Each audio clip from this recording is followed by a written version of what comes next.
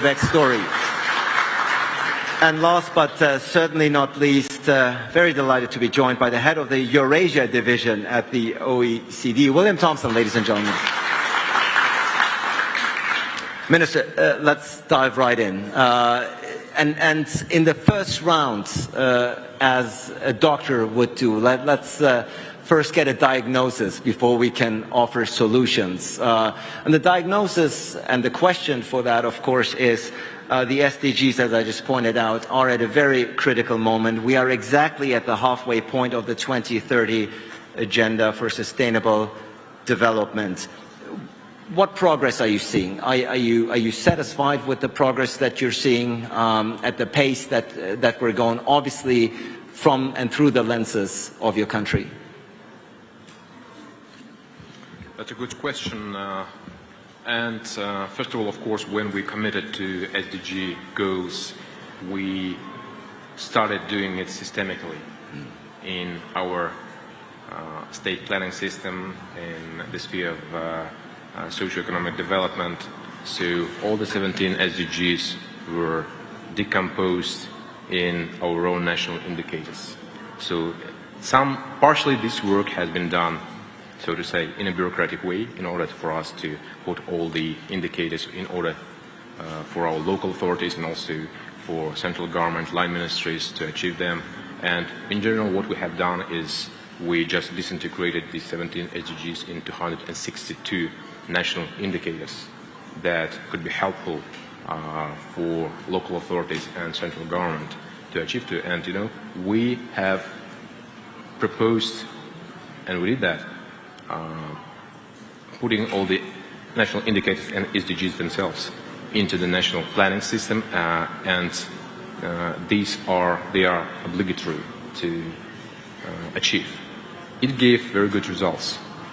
So Kazakhstan now ranks, so its position in 2022 rose by 12 points, improving from 77th to 65 compared to 2019 with a score of 71 out of 100. So this particular issue, SDGs, are given a very high praise and also attention from the head of state, from the top-level governmental level. And for example, if the Coordination Council on SDGs was at the level of Deputy Prime Minister just last year, now it has been elevated to the Prime Minister's level.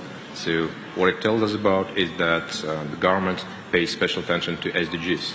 More than that, we had the second regional SDG summit for Central Asia last year in Almaty, which was very successful at the level of prime ministers. It all showed the significance and also special attitude of prime ministers of all 5 Central Asian countries to this particular issue. And Kazakhstan is ready to share its experiences with other countries. And by the way, we also proposed to widen the summit's goal, geography, and include some Caucasian countries, India and Pakistan as well, in order for us to host a broader and to see the broader picture regarding implementation of SDGs. And I think we are in the middle point now, so since it's 2023 this year, and so we have only 7 years left to achieve these SDGs. But of course, maybe they will not be achieved to 100%, of course. But the issue is we should maximize the effect of them, and this work will be done permanently. I should also add that even before committing to SDGs, we had very similar indicators, and Kazakhstan is one of the few countries in the world that have long-standing vision. So even in 2012, we adopted a 2050 strategy. This year, the President signed a new document, the Strategy of Carbon Neutrality by 2060, and our horizon of long-standing vision just has been widened by at least 10 years. And I think we should also reiterate our policies on green economies, on gender equality, and so on. And we pay very specific attention to all of the spheres that we have, to some of them more, some of them less. And regarding the Coordination Council, for example, the work has been done at a systematic level. We just divided it into 5 working groups. One of them is people, so the Ministry of Social Protection is responsible for that. Another is planet, so the Ministry of Environment is responsible. Prosperity, it's under the Ministry of National Economy. Partnership, it's our MFA, and peace, the Ministry of Information.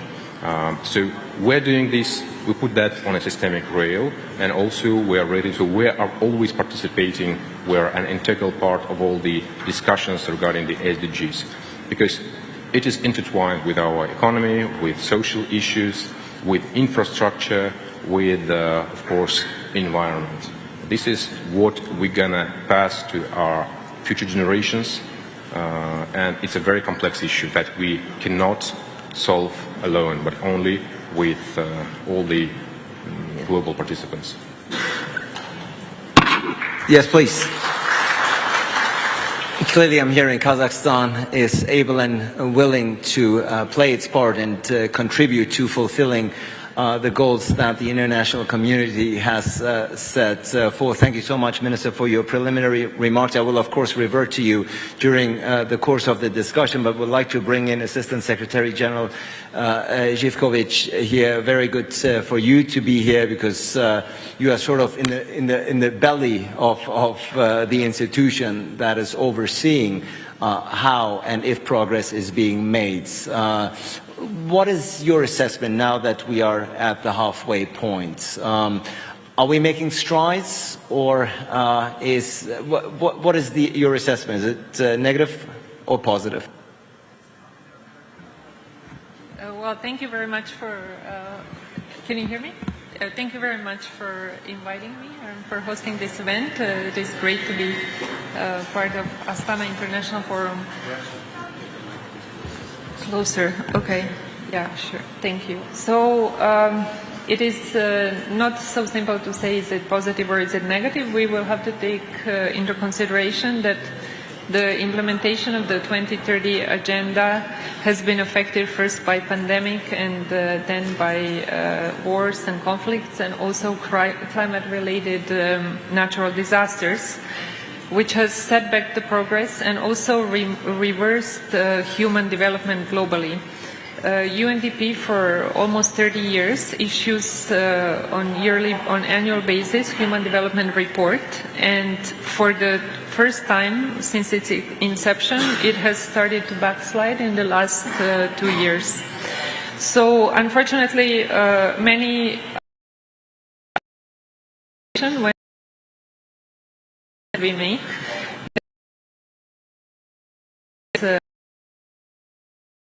time of the United Nations General Assembly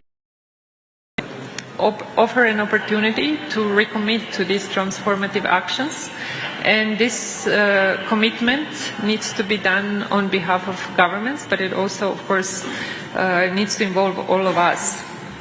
So in this way, we think it is important to send a message of hope and of looking at the progress of what we still can do to reach the SDGs, rather than what we. I would say it's we need to see it as a positive opportunity. Thank you so much. I think it's always about the question whether the glass is half full or half empty in this particular regard. But the notion that you have raised and the thought that you are seeing some backsliding in the past couple of years is, of course, of concern, particularly if we take into account that there's not much time left. As the Minister has pointed out, we're talking about 6-7 years here. But thank you for your initial assessment, and I will, of course, come back to you throughout the discussion. I want to turn to Ambassador Jankauskas now, who's of course the ambassador of the EU here to Kazakhstan. And Ambassador, in that regard, of course, I would like to ask you about the EU support to the green transition connectivity here in Central Asia, and of course with that the impact and importance for the SDGs. Thank you very much. A pleasure. First of all, for me, the glass is half full. But remembering an old saying quite popular in my country. The old people especially were telling, God protect us from hunger, pandemics, the wars. Actually, we got both very recently. And it's probably has impeded a little bit on the implementation for all of us around the globe. And neither EU or Kazakhstan is an exemption. At the same time, we know saying that all this shocks and the crisis is an opportunity. I think we are now in a very dynamic state of the development both in Europe and here in Central Asia. We need to capitalize on that momentum now. It's a very changing situation. Definitely upward trend that I see in the development of the bilateral relations, of the regional cooperation, which is important because we are not only speaking of Kazakhstan, we're speaking of all Central Asia. EU in this region inherently believes as we are stronger, we feel stronger at 27. Central Asia, I believe, is feeling stronger and will feel stronger. The 5 countries cooperating stronger together. EU programs in this region have always been the cooperation, the assistance development programs. Partnership was targeting all 5 and trying to enable, to boost the regional, intra-regional cooperation, being borders, being energy, being water, or the intra-regional trade.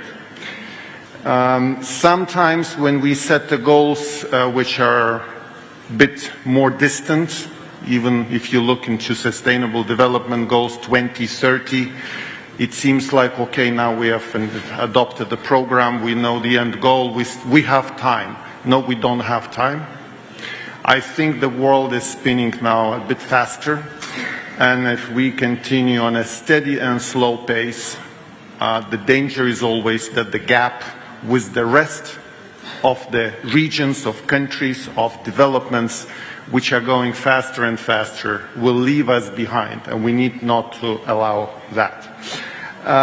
For the programs, I think we've definitely heard of the global gateways. You have heard of the Team Europe.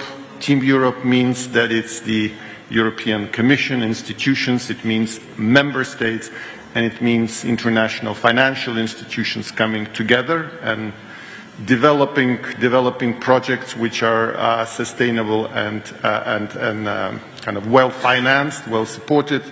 And last but not least, probably, one thought that if we set the goals, be these goals 10 years ahead, 5 years ahead, we need to act in accordance to these goals now. We cannot build a coal-fueled power plant today if we are going on the green transition. Would not be a good thing. We need to do it now, the way we want to have the world, and that's exactly the world sustainable. We need to act today in order to be where we want to be in a longer future. Thank you. Thank you, Ambassador. We need to act today in order to reap the benefits and results in the future. Yet you say that glass is half full, something that, of course, Ms. Jikovic also has pointed out. But you both are right, of course, that the backsliding of the last 2 years have very concrete reasons. The pandemic, first and foremost, the supply shocks that come with it. And that is, of course, something that cannot be factored in and calculated beforehand, unfortunately, but that speaks to the adaptability, of course, of the nations out there. Very pleased to hand over the word to the UN resident coordinator for Kazakhstan, Michaela Fribek's story. The minister, of course, has already spoken about Kazakhstan's commitment to the SDGs, and I was wondering if you could elaborate on that as the UN resident coordinator here in this country who is observing the progress being made. Thanks a lot. Yes, I would indeed. It would be my true honor. First of all, I'd actually like to take this opportunity and really thank Kazakhstan for hosting this Astana International Forum. That, to me, in itself, is showing the commitment and the political will of Kazakhstan to support the Sustainable Development Goals and a more prosperous and peaceful world. I think what I see here is this exactly political will. And in the introduction yesterday, for those of you who had the honor and opportunity to attend the plenary session, there was this sort of very beautiful video also pointing out that there's 193 countries that have signed on to the UN Sustainable Development Goals. And I think this is what we see when I hear colleagues talking about how the glass is half full. Yes, it is half full. But it's not half full because of the progress we're making. It's half full because we know what we need to do. And that is to focus on the Sustainable Development Goals. To complement what the Minister said and just build on that, Kazakhstan has made a remarkable development journey over the past 30 years. I mean, that is not unnoticed for anyone. And I think one of the things that we see quite strongly is how Kazakhstan has engaged in what is called the voluntary national reviews, which is a voluntary review of how every country themselves are progressing on the Sustainable Development Goals. And what's really interesting here is to see which are the SDGs that people want to have more focus on. What is most important? And the last or the latest, I should say, such VNR that the government presented, ably supported by UNDP, gave that the people of Kazakhstan, their 5 top priority goals were, first of all, SDG 1, no poverty. And this is key. There's a clear message. This is what people are saying, and the government is listening. The second issue that was brought up was SDG 3, focusing on health. We had SDG 4, education, SDG 6, clean water, and SDG 8, decent work. These were the SDGs that the people, when asked, said these are the key issues we'd like to see more progress on, and these are the things that we think of. And I think what is so unique with the VNRs is that it is this tool for the government to have a very SDG-centered dialogue with the population and doing this nationwide dialogue. And from what I understand, the government is now committed to making an upcoming VNR in just another year or two as well. What we see as challenges, I think, and this is something that I think is a global issue, and that's as it relates to SDG number 12, the responsible consumption. I mean, I am shocked when I hear that these new fast fashion companies that are popping up are just taking over the world. Really? Do we all need all this much stuff? So I think that this is not purely looking at the government policies, but it's also looking at individual choices that we are making. Then, of course, in Kazakhstan, there are the dual challenge of the assets that exists in the fossil industry. And we need here to have a very strong engagement, and of course this is something that Kazakhstan leads themselves with excellent work with EU not least, as it comes to looking on greening the sector, and also of course with many of you and colleagues. So I think what is key for us here is taking this political will that we see from Kazakhstan, and we hear from Kazakhstan, and again, the AIF is one of those very clear examples, and we heard the President also has referred to a number of new multilateral initiatives supporting SDGs presented by Kazakhstan, and this is what we need. We need new ideas to implement the agenda we have already agreed upon. So let me just finalize on this point by pointing out that for the upcoming SDG summit that the Secretary General has called for in mid-September, that will be the opportunity for the world to come together and really make the choices that could result in a breakthrough or a breakdown. It's really at the tipping point if we can save the Sustainable Development Goals, if we can come up with a rescue plan. And the Secretary General has identified some key areas where he sees there needs to be significant investment and dialogue. They of course relate to the energy, biodiversity and nature, education, social protection, the digital aspects and food systems. And then he makes one point that I'd really like to echo him on here. As a cross-cutting issue comes gender equality and combating sexual and gender-based violence. And here I'd really like to note the partnership that the United Nations has with the European Union that is known as the Spotlight Initiative. It is the world's largest program, 500 million euros to combat sexual and gender-based violence. These are exactly the type of initiative we need to get men engaged, to make sure that the political will that is articulated by leaders is turned into realities for the women that fall victim of this sexual and gender-based violence. Thank you.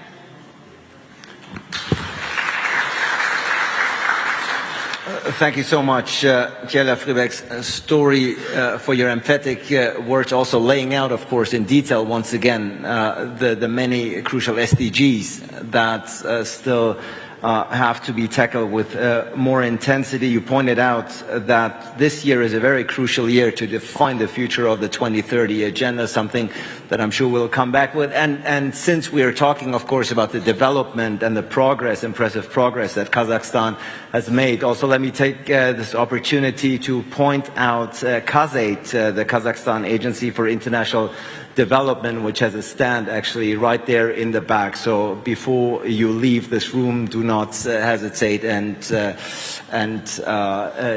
pass up the opportunity to get some informational material. But let me turn to William Thompson now, as the head of Eurasia Division of the OECD.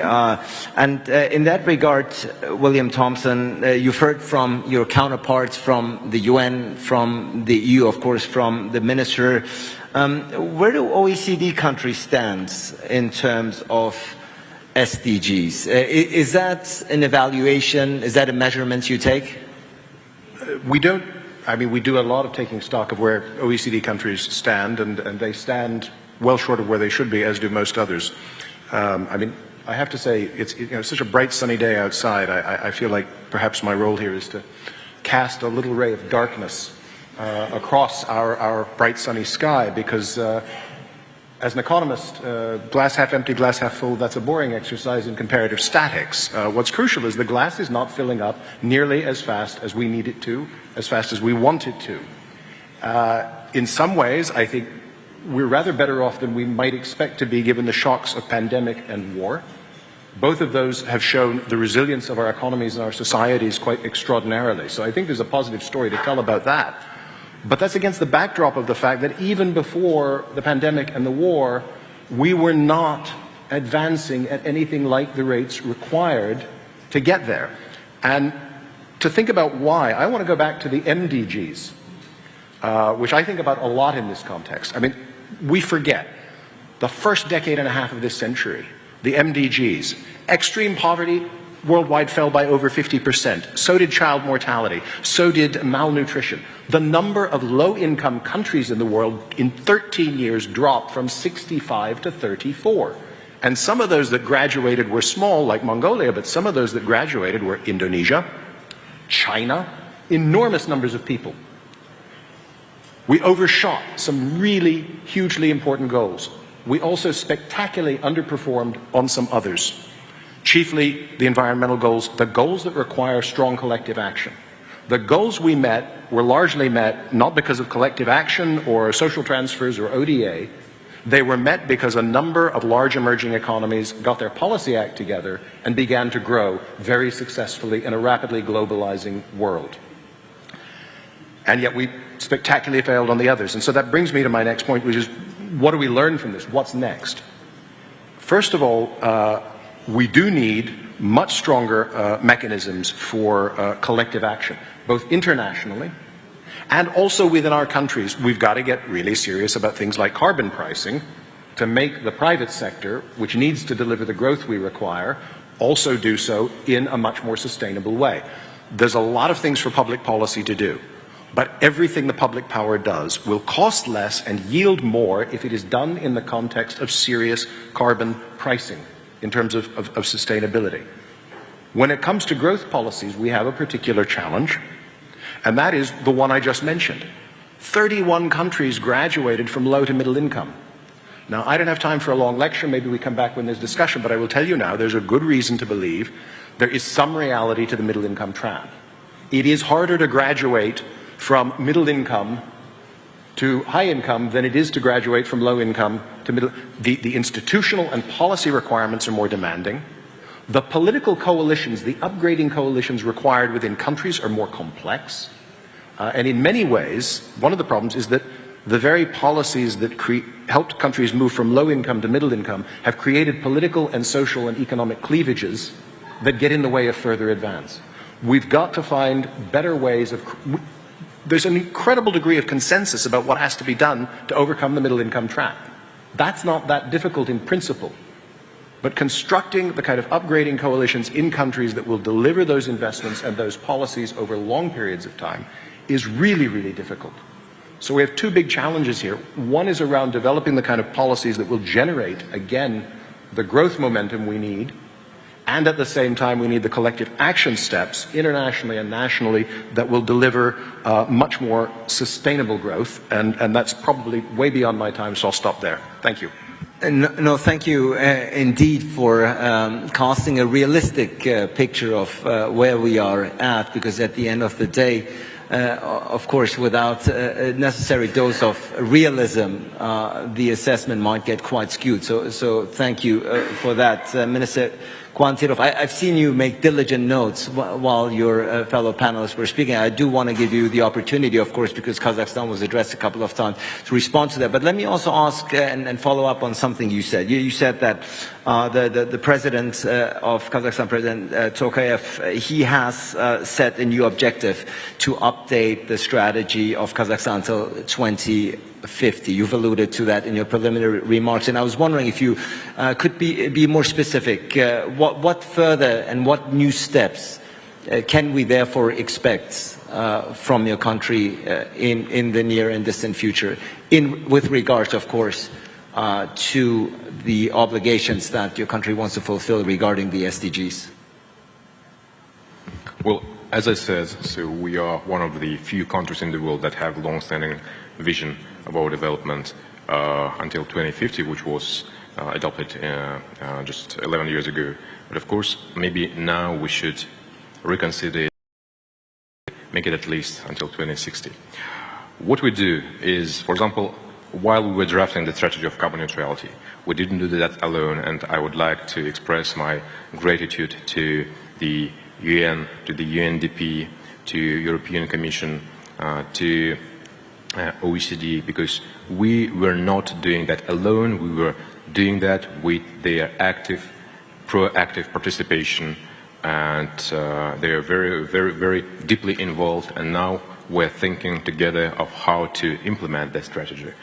So probably what we're gonna do next is we're gonna change a bit the statistics shown in the current strategies. We need to update that and also put some more ambitious goals. The President said that we, of course, should have a more sustainable, a more rapid growth in terms of GDP, because in order to get sustainable, to put on ourselves on a stable road, we must grow not only by official what we have, for example, 4%, but 5–6% at least annually.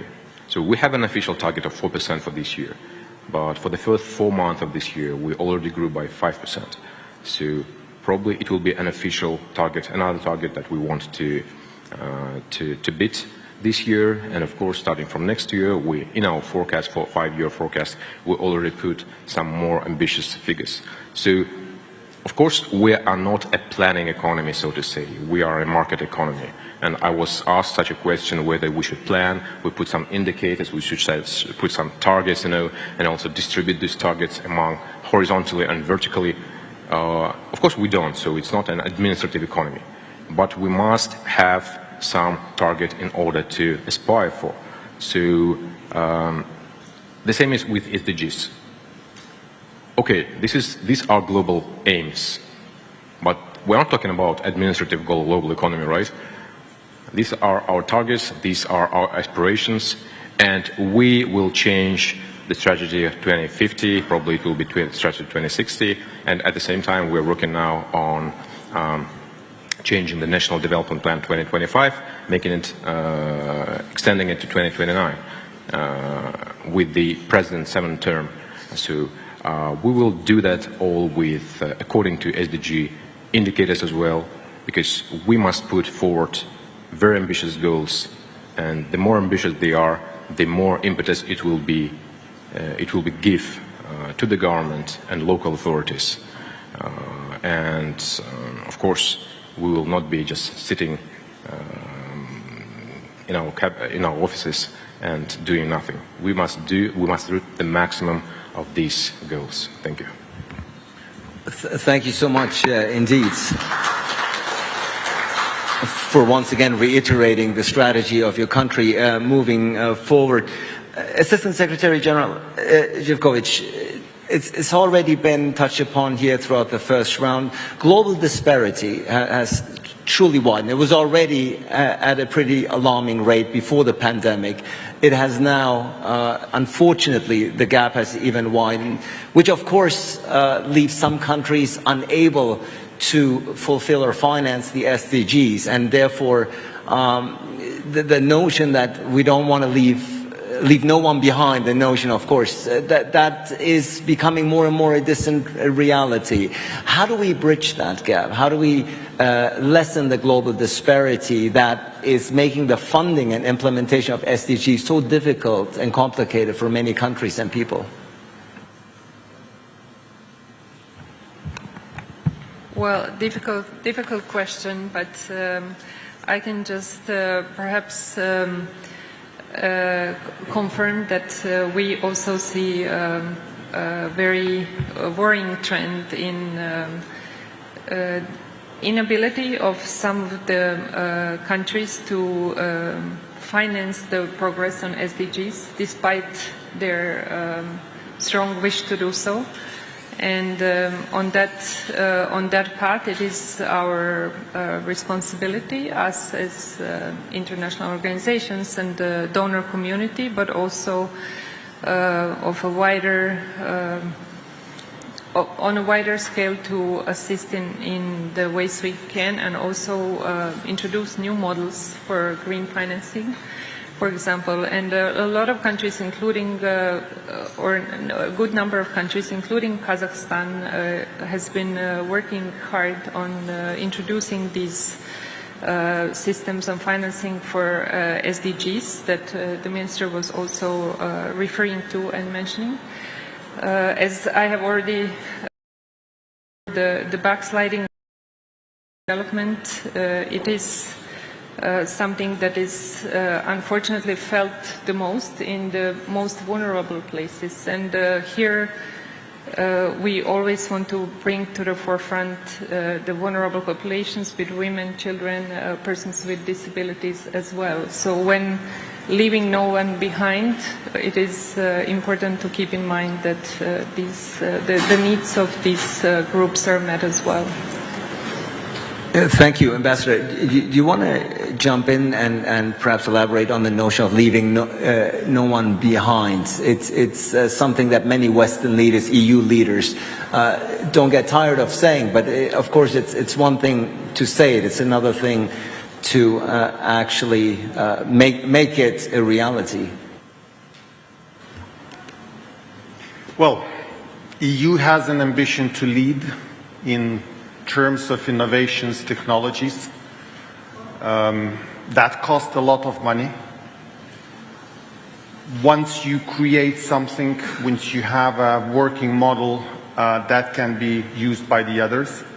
So the others do not have to spend too much time, too much money, too much effort, and they can benefit for the best that worked, and not to try and fail and delay for things which not necessarily work.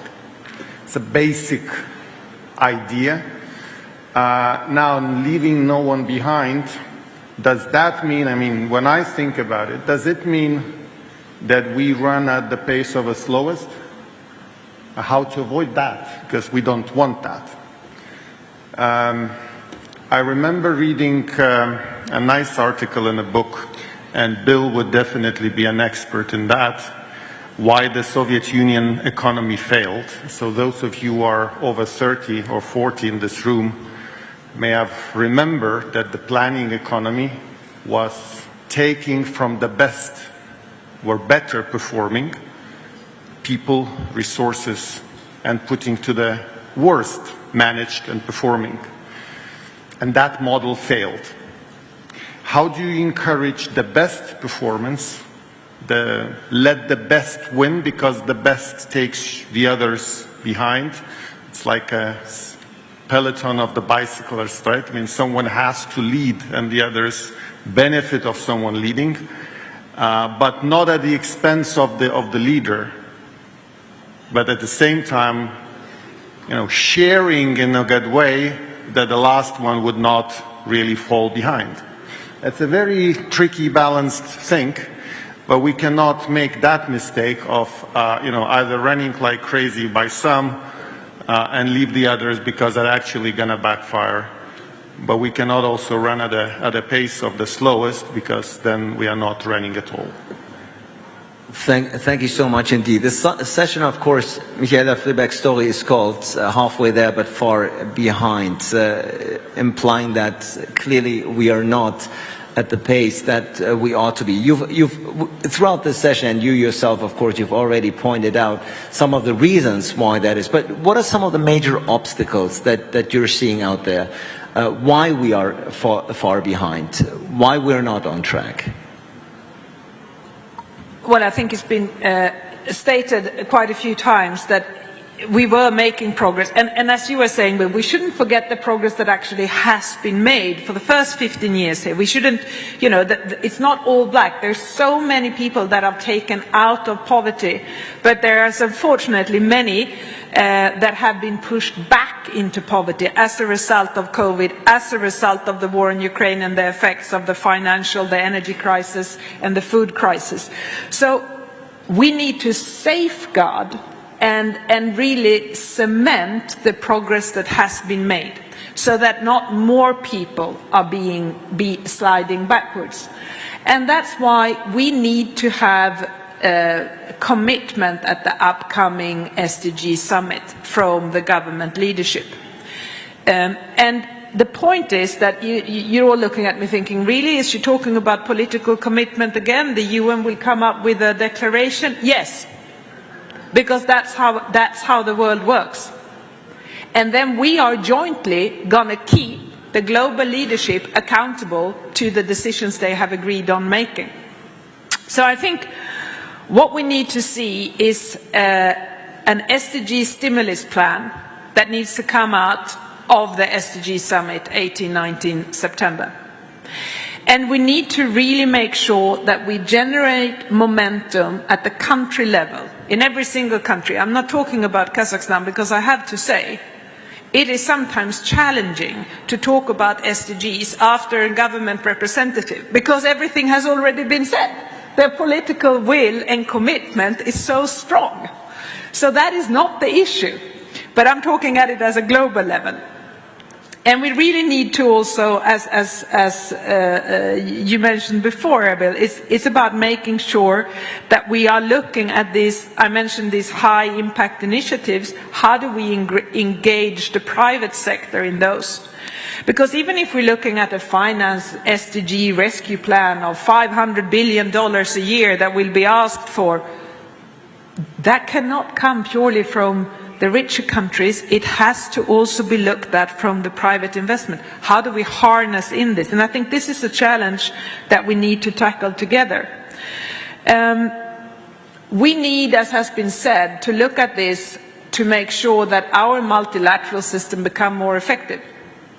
And we've heard the Secretary General talking about reforming not only the UN, and we've heard dialogues here also in relation to the Security Council, and we need to also look at the international finance and systems. We need to make sure that the multilateral platforms we have today reflect the world we have today. A world where still 800 women die every day as a direct result of being pregnant or trying to give birth. A world where still almost 20% of girls are married as minors.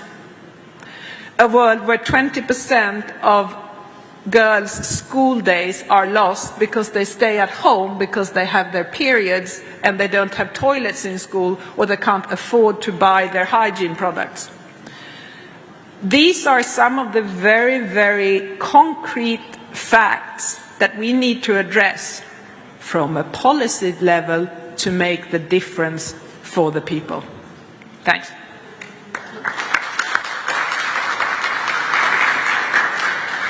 Thank you so much for these staggering numbers, really, that you have shared with us, something that often gets overlooked by daily headlines, but very, very important that these figures, these statistics, and tragedies, really, in that sense, are being mentioned and spoken out.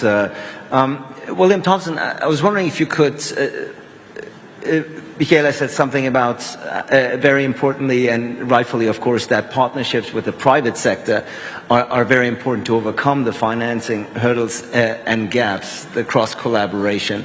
I was wondering if you could speak to that. Briefly, because I also want to come back on a couple of other things that colleagues have said. But I mean, yeah, I mean, one thing that is absolutely clear, as I said, you know, the MDGs were not delivered by ODA and social transfers and whatnot. They were delivered by very good growth policies that mobilized the private sector into addressing a lot of these things. There are multiple levels to consider here. The first and the most basic is to try and put into place policies and institutions that will simply facilitate private sector growth, particularly in countries that may be running up against the constraints of the middle income position they're in. And by the way, remember, it's harder to go from middle to high income in the 21st century than it was in the 20th. Just look at the numbers, the levels of education you require, the technological advance you require. You know, this is jumping a hurdle that gets higher as time goes on. The second, of course, is the public-private partnership and blended finance, where we need to be leveraging every dollar of public money that goes to addressing those public goods. And there's a great deal of work that my colleagues at the OECD do on this, around the SDGs generally, but particularly, some of you will have heard my colleague Mathilde Menard from the Environment Directorate around mobilizing finance for green development and for the low-carbon transition, for net zero. So, I mean, it's absolutely got to be the case that when we're thinking about this, we don't imagine we have to pile up all the public sector money. We also have to think about the policy frameworks in another sense, because I also work with Ukraine a lot, and there's all this talk about a Marshall Plan for Ukraine. I reflected a lot on what I read about the Marshall Plan long, long ago, before most of you were born, when I was a graduate student. You know, lots of countries benefited from the Marshall Plan. Lots of countries got that money. The economic outcomes, though, were widely different, because some of them put in place the policies and institutions needed to allow that external support to unlock an endogenous growth dynamic. The German Wirtschaftswunder certainly benefited from Marshall money, but it wasn't created by Marshall money. Certainly not alone. And other countries, to be quite frank, did less well because they managed that process less well. Last, I wanted to come back on what you asked the ambassador, and it's also linked to what Michaela Friedberg's story was saying about, you know, what does it mean to leave no one behind? Well, it's not about being totally egalitarian about this. I'm not. And I take what the ambassador said very well. I remember reading and writing about the collapse of the Soviet economy when it was happening. However, we are not in Western Europe, North America, going to achieve sustainable development, net zero and all of that, if we are leaving without reasonable access to electricity the 733 million people who currently lack it. If we are leaving in extreme poverty the 1.2 billion people who are there. Their goals, and whether or not those goals are achieved, will have a very direct impact on our ability to achieve our goals. We cannot comfortably sit in this world in kind of our isolated castles because these are global challenges. And the last one, and the most global one, we will not achieve these if 50% of the population of the planet is still second-class citizens where they live. So I think everything that you said about women and girls, you cited some of the most extreme and horrific examples, but we see it at every level and in every country. We're not there yet. Thank you so much, William Thompson. We're not there yet. Yes, please. We've done 2 rounds, and maybe sort of taking stock of the 2030 agenda, getting a diagnosis of where we are and where we want to head. Perhaps in the last rounds, because we've talked about glass being half full, half empty, regardless of where you stand. But starting with you, Minister Kwantirov, you've rightfully said, of course, we have 6-7 years left to fulfill the 2030 agenda, to fulfill all SDGs.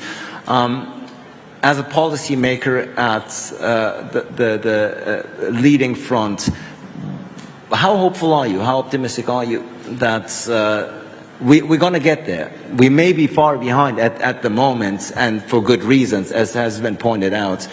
But what in your daily work, in collaboration with your counterparts worldwide, in your daily work, what gives you hope? What gives you a sense of optimism that we'll get there eventually?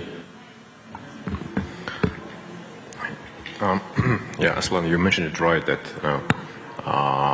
with the concept "leave no one behind," if the glass is full, fully empty, or fully full, or half full. So it's half of the victory is intention and is desire. I think we all have desire, so it must be, first of all, of course, strong political will, because it will be quite difficult to reach the SDGs in different terms, like, for example, going carbon neutral, especially for countries like Kazakhstan, who are rich on natural reserves, and raising tariffs or changing the source of energy is very sensitive issue for population, for local SMEs. And we are working on that. First, as I said, is a political will, and second, of course, is the quality of implementation. But it's our daily work. I just want to give you several examples like that. The programs that we are implementing at the moment and that are have been done according to SDGs, but not just according, just targetedly done that. They were just, they just coincide. Like, for example, we have the program of developing rural areas. There's also a system of regional standards that we adopted a couple of years ago, and every year we modernize these standards. So-called system of regional standards, SRS, for rural areas and also for mono cities. The meaning of this system is to implement the minimum standards of living for all villages. There are 6.3 thousand villages in Kazakhstan, and we made 3.5 thousand of them priority villages, where 90% of all the rural population lives. It's 7 million people out of 7.7 million people.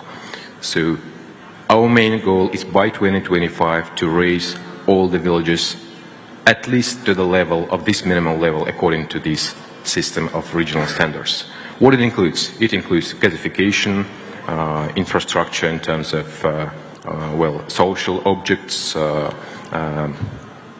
drugstores, for example, medical stores, medical equipment, also schools, access to water, which is also SDG, cultural objects and others. So this is a specific and a particular example of realizing the SDG goals. At the same time, we are now we're realizing the program of increasing the income of population. Unfortunately, almost everything we do, any government does in terms of increasing the purchasing power of its population, increasing the wellness of its population, it all is deflated by inflation. Though, we had a record inflation last year because of different global challenges, including the COVID, started with the COVID, with the war in Ukraine, and this really hit all the effort. But at the same time, if there were no efforts, there were no work of the government or local authorities at all, the situation would have been much worse. So, SME development. Our ministry is also responsible for SME development. So we see, and I personally see SMEs, especially medium business, as one of the main pillars of the economy. So medium business, small businesses, these are the main strata of forming a middle class. When we're going to have at least 50% of middle class, the economy and the political situation will be more stable and the society will be more mature, so to say. Gender equality, women empowerment. This year I hired also an advisor on women empowerment, on women entrepreneurs. And by the way, just give you some figures. Also, this is SDG. 40% of all the new jobs created by SMEs in Kazakhstan in 2022 were created by companies owned or run by women in Kazakhstan. Yes, and I think we can share this experience with, and we're leading in these reforms in the region, and we are not going to stop at this. These are just some main figures and some of the instruments that we are implementing at the moment. We have many more in different spheres, and also regarding, for example, there was a term which could be also applied to Kazakhstan. It's digital inequality. So I don't think we still have digital inequality advantage because we're developing digitally quite fast. So this is not a problem, at least quite a large problem for Kazakhstan because we almost solved it.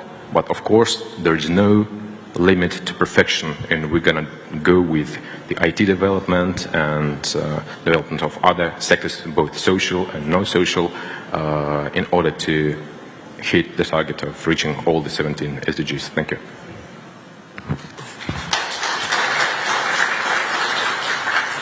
Thank you indeed, and thank you for sharing those impressive figures, female power and accomplishment clearly at the forefront here in Kazakhstan. The numbers speak for themselves.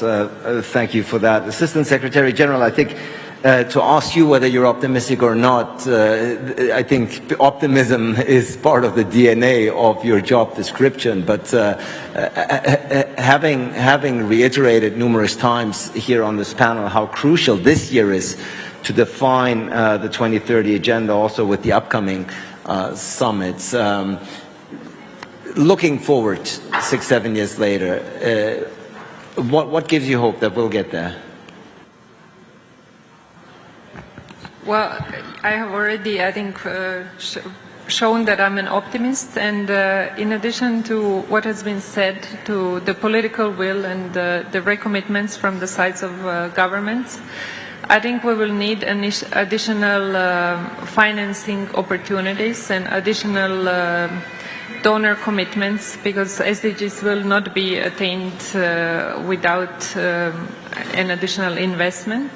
What I also wanted to point out is that it is also very important to monitor the progress of SDGs and also to adjust the socio-economic policies of the governments accordingly to introduce new measures if needed. And so with the funding of the European Union, UNDP has been helping governments do that in the region of Central Asia.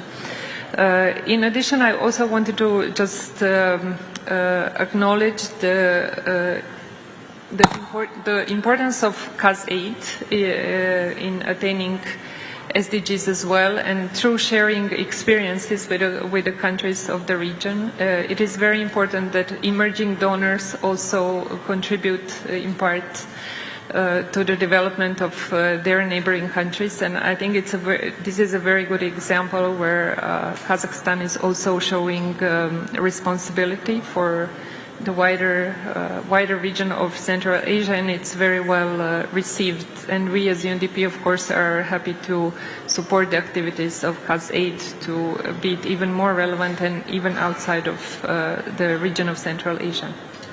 Thanks. Thank you. Thank you indeed. And another reminder to get your information leaflets right there before heading out. Ambassador, also the same question to you about in your dealings, not just in this country, but obviously also within the European Union. Are you hopeful? Are you optimistic that we will fulfill the timeline? Well, I don't imagine how can you work if you don't believe in what you're doing. I believe in what we are doing. I do what I believe in.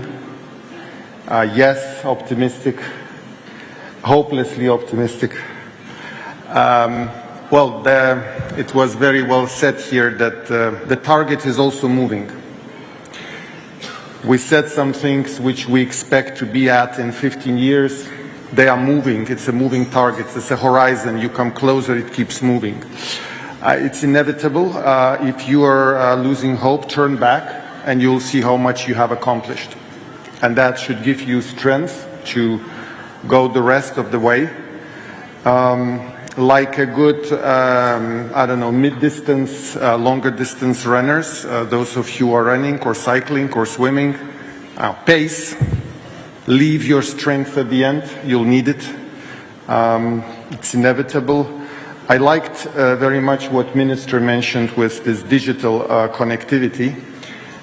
We are now launching, well, launched already, we are now implementing a Team Europe initiative. Here in Central Asia, trying to provide digital satellite connectivity, which is a much faster, easier, cheaper way to connect the remote villages and to provide them the connectivity to the internet. And that is the basics that we all need, right? We can't live without it. Water, the same thing. Whatever we do, we need to do in a sustainable way today because we have huge plans. I just bid farewell to European Agriculture Commissioner who was here in the same room here yesterday speaking of food scarcity and the food crisis. And then we met with Minister of Agriculture of Kazakhstan, and today we met with the President, and we all agreed that there is no other country with a bigger potential for development of agriculture in the world than Kazakhstan. Good news. But the thing is, whatever is going to be done is being done right now here. Think of the sustainability and think of the water, because you cannot, I mean, our resources are not endless, and how we use them. Michaela spoke of the fashions, right? We indeed probably don't need all these things we have at home. Think about it. Think of switching the lights when you leave the room and all of that. Think the way you behave, you do things today. We launched this, speaking of the SDGs, the project that we have. We are providing here, the 5 countries, the tool to measure the results, the platform used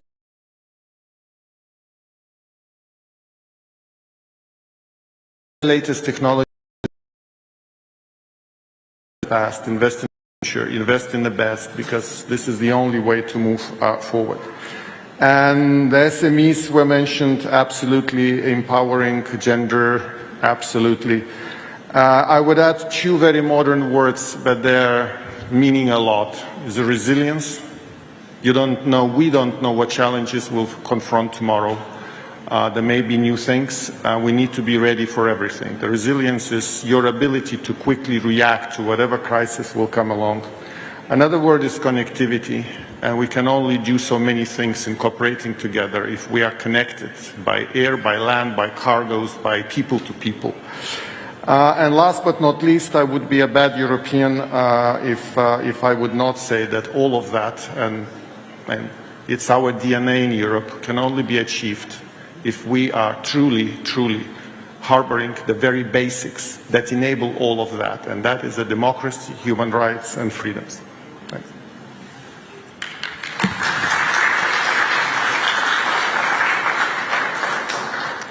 Thank you, Ambassador. Indeed.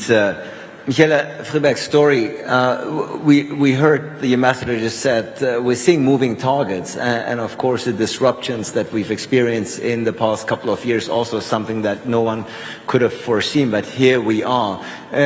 Do you think that, I know the 2030 agenda has a nice ring to it, but do you think that perhaps at some point we have to revisit the timeline, or are you still hopeful and optimistic that we will fulfill it? We'll know after the commitments in the September summit. I think what stands out to me is that if we continue at the current pace, by 2030, 575 million people will still live in extreme poverty. And 85 million kids will not be attending school. And those that will leave school, out of those, 300 million will not be able to read. Now, what's the cost of that? So, I have messages at 3 levels. First of all, I think what we need to remain positive is that we need to make individual choices. All of us. And it doesn't matter if you know the SDGs as such by heart, don't worry, this is not going to be a quiz on those. But we need to think about our own consumptions and choices and interactions we make. Reduce, reuse, and recycle. Make sure that each and every one of us is part of making a society that is inclusive and peaceful, also in the domestic sphere. My second message is at the national level. And here I think it is fantastic when we hear from the Minister on exactly these concrete plans. That's what we're looking for at the SDG summits. The concrete plans that will bring delivery to the people. But they will need investments. And that's where we take it to the multilateral level, the third level.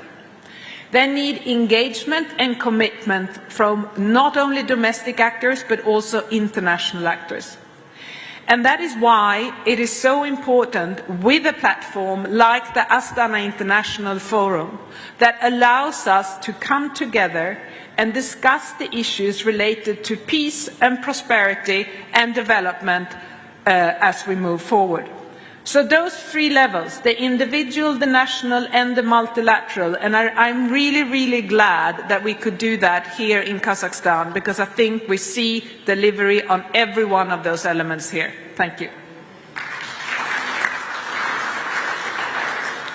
Thank you so much indeed, and also a very passionate plea for all of us to live more consciously about the way we produce, we consume. I think if each and every one has to play their part in order for this to make a success, there's no point in just pointing towards policymakers and saying you gotta implement this or that. At the end of the day, it's a string of 8 billion people that need to come together. William Thompson, you're going to get the final word. I know you're not going to mince words. You are a straight shooter, and looking forward to your remarks whether the 2030 agenda can still be fulfilled.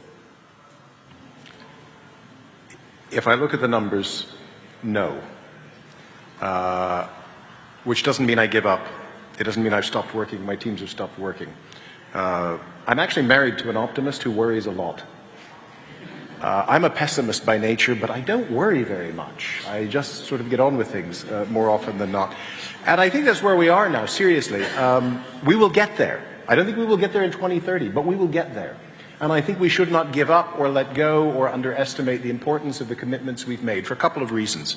And I know time is short, so I'll try and combine it. First of all, in my career at the OECD, I have now worked with well over 30 governments.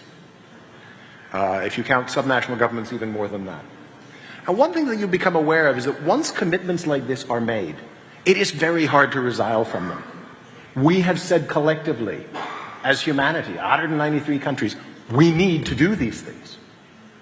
Moreover, and this is really important, and it's one of the most important early results of the SDG process, we had to put in place systems for tracking and monitoring these things.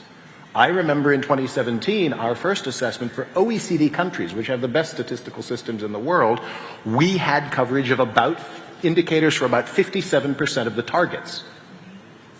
And some of that was uneven, and 43%, we didn't have the numbers. The SDGs have made us start to understand things that we need to understand and to track and to monitor. So while I don't think we're going to get there for 2030 on those targets, we have put in place commitments and structures that we must use to keep working in that direction. Because we're not running a sprint, we're running a marathon.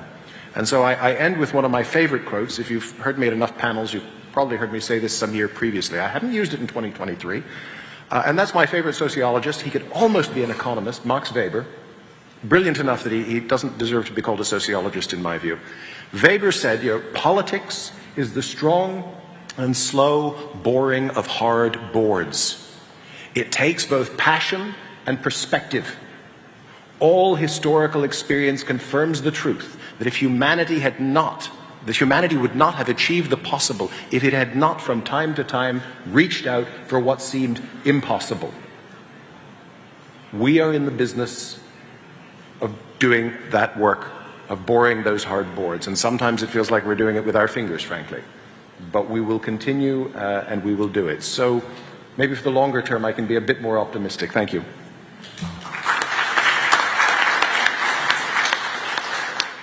Thank you for your final words, William Thompson. Congratulations on what sounds like a very efficient and complementary marriage. I think it seems like a match made in heaven, the both of you. Ladies and gentlemen, halfway there but far behind. I think you would agree with me that throughout the past 60, 75 minutes, this panel has given us all a very, very insightful, informative and thought-provoking debate and great insight into the work that has been done, but more importantly, on the work that lays ahead. Minister Kvantirov, Ivana Zhivkovic, Ambassador Jankauskas, Michaela Freebeck-Story, and William Thompson. Thank you so much for this very spirited discussion. This is your applause. Thank you so much.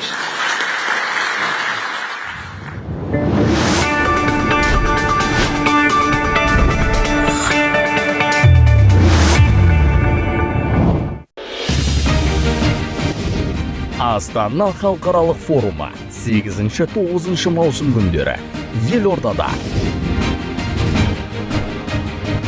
Сыртқы саясат және халықаралық қауіпсіздік, тұрақты даму, энергетика және климаттың өзгеруі, экономика мен қаржы тақырыптары бойынша ауқымды бас қосу өтеді. Форумның тікелей көрсетілімін Silkway телеарнасынан көріңіздер.